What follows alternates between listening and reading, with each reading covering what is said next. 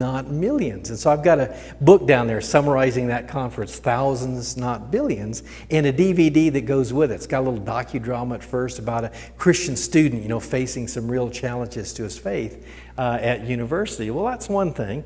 Another is mistaken beliefs about fossils. I got off the plane in Chicago one time for a creation evolution debate, and a radio interviewer ran up, put a microphone in my face and said, "What do you think about fossils?" And I said, "Well, I think Darwin was exactly right about the fossils."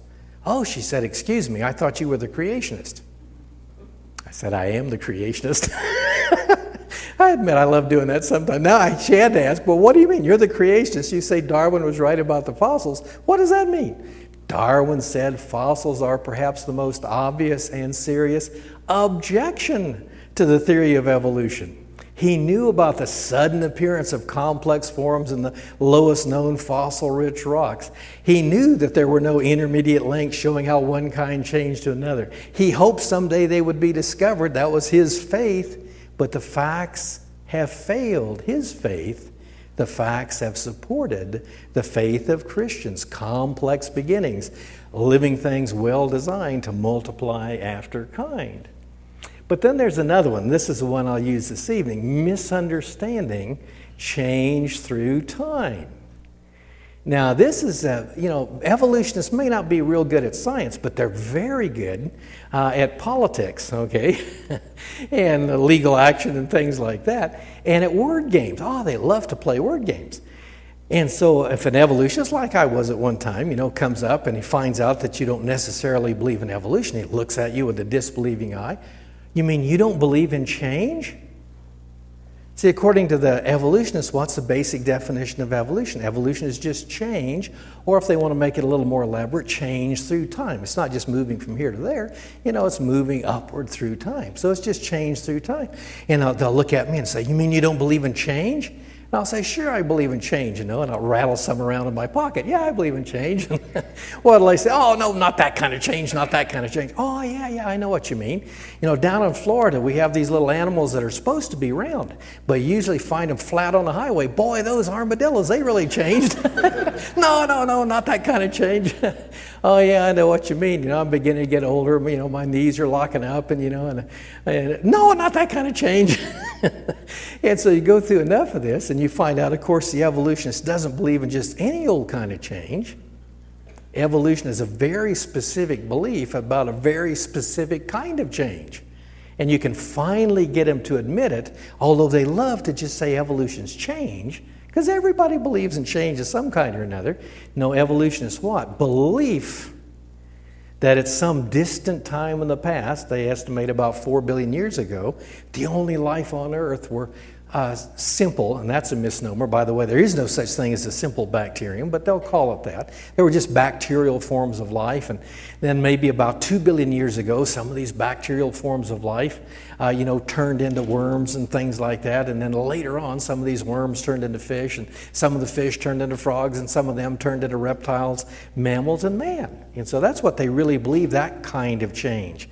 From simple beginnings of small life forms and all the different things we have today, including man, with no help from God anywhere along the line. And it all happened, why? Because of the struggle for survival. So those are the two parts of evolution, the sequence from few simple to many complex, and the mechanism, time, chance, struggle, and death. That's what they really mean. But they don't want to tell you that. Sometimes people have said to me, "Well, now that you're a Christian, you could never go back to teaching at a public university because you'd have to teach evolution." I say, no problem at all. I could teach evolution. By the time I was finished teaching evolution, it'd be a miracle if anybody believed it, but I could teach it.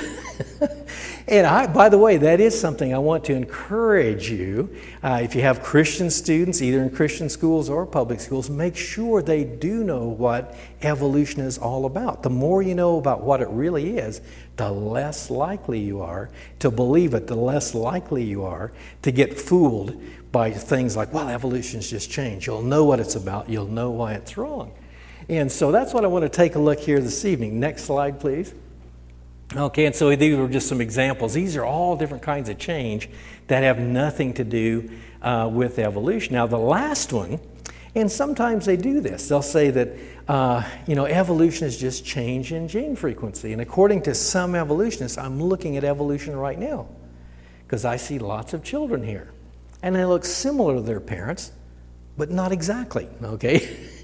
And so they have a different percentage of certain genes.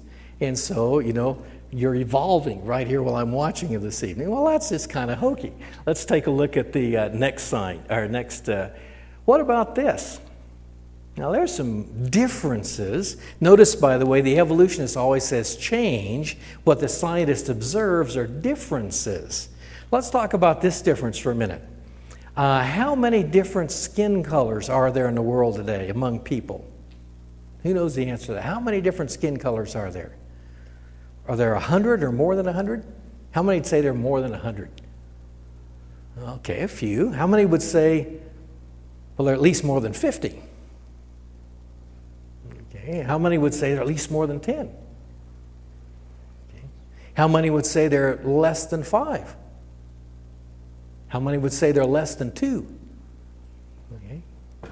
Anybody? Of course, the only thing less than 2 would be 1. Guess what? The answer is 1. Okay.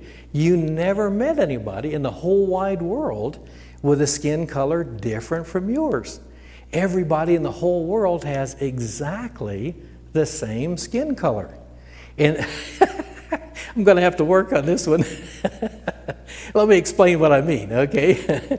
We all have exactly the same skin color. It's a protein. It's a protein called melanin, and that's the word spelled out there. Melanin's kind of a simple protein. It's just a long